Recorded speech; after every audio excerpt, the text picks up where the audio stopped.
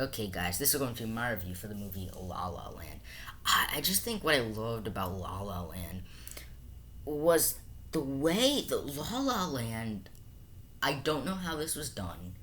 I don't know why I feel this way in that sense, and that's credit to the director, like 1,000%. But this movie feels like a 70s, 60s, 50s movie. It feels like a classic movie that you'd watch in the 30s, in the 40s, in the 50s, in the 60s, in the 70s, made modern day. Where it's not like this movie takes place in the 70s or takes place in the 50s.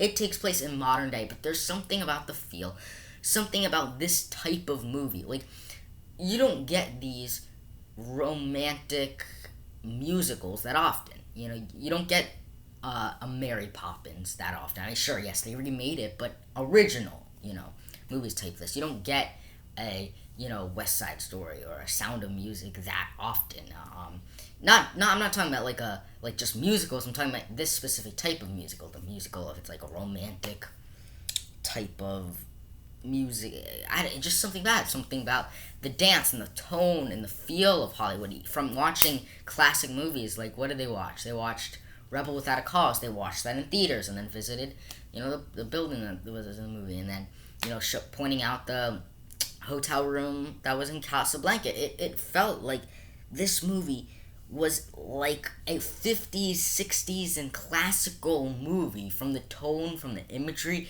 from the direction, from the settings, even down to what this story is about at its core. Feels like something you would watch in the 50s, in the 60s, but made with today's great, sounds and the great.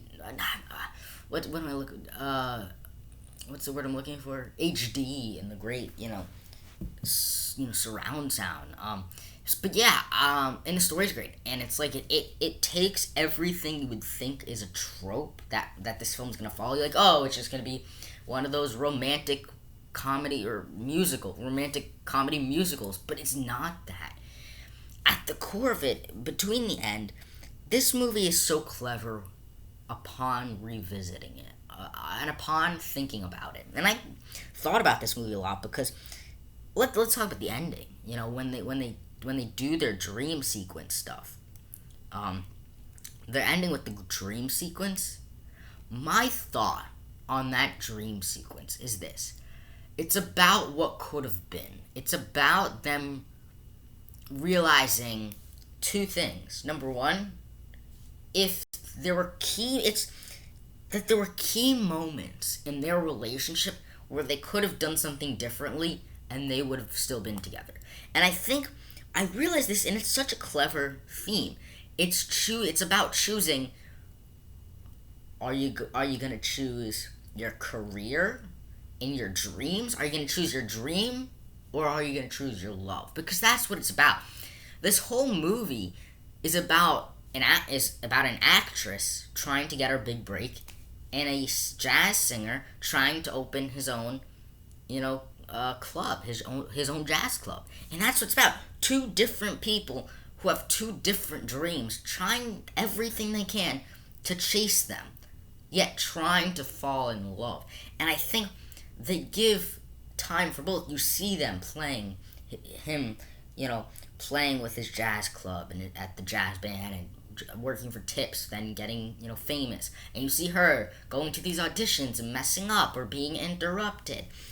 And you see all this while at the same time they balance that out perfectly with the whole, romance of it all.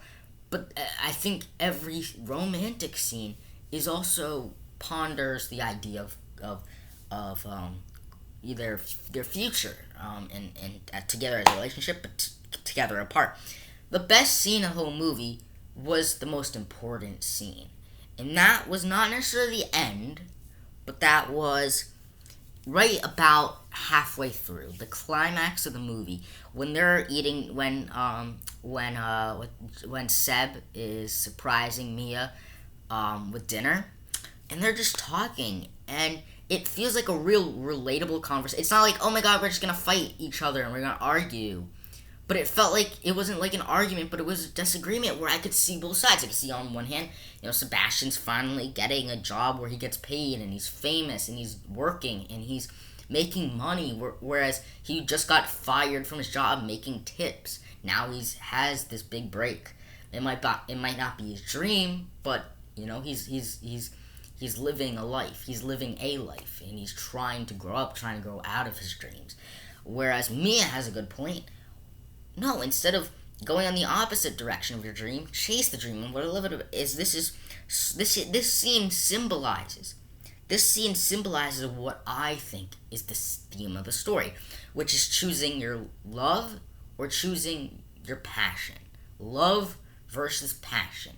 On one hand, Mia wants to become an actress, but she also loves, Sebastian. So what and you want to open your jazz bar, and you want to tour, and you want to do all this stuff, but where does that leave our relationship? And I think these are all key points, to the point where, and another key moment, where she's doing her one-show play, and he's doing photo shoots. Again, two people that are trying to have a relationship, both at the same time trying to follow their passions and their dreams. And I think that's what I think the ending symbolizes. The ending symbolizes and shows what life could have been if they didn't follow their dreams. Because notice, at the very end of the dream sequence, when Mia and Seb walk into the jazz bar, it's not Sebastian playing anymore, it's someone else. And I think that scene, it's them two sitting in the jazz club and watching someone else play jazz music in the club, was the best symbolization of this film. It's what could have been. It could have been them two sitting at a jazz club watching someone play jazz. The difference is, it wasn't Sebastian, it wasn't Seb's.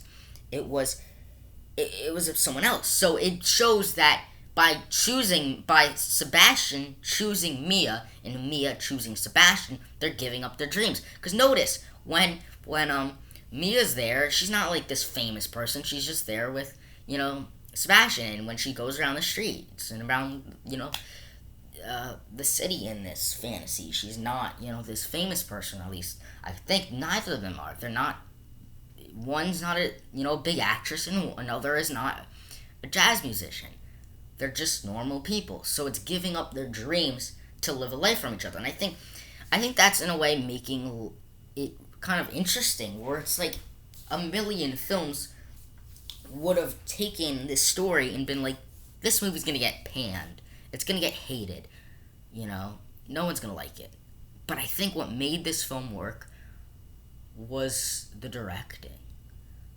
Because I can see how this story in this film was given to a director that wasn't good, and this could have botched it. Because part of the greatness of this movie is telling the story in such a way that feels a certain way. I think I have to credit that more than anything else. I think it's the great directing from